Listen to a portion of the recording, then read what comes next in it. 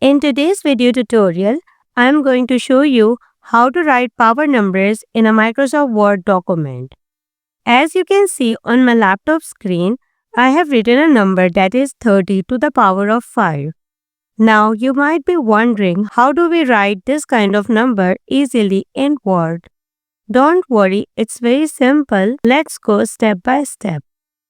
First of all, type the complete number, which in this case is 305. Next, select the number that you want to appear as the power. Here, that's the number 5. Now press Ctrl Shift and equal on your keyboard. You will notice that the 5 has now moved slightly upward. This means it's in the superscript or power position. If you continue typing after this, all the text will also appear in the power format.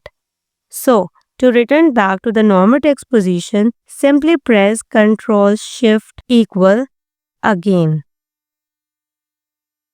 You will see that your text is now back to its regular size and position. You can use this shortcut whenever you need to write scientific equations, mathematical formulas, or even chemical symbols. It works perfectly in all cases. Thank you for watching.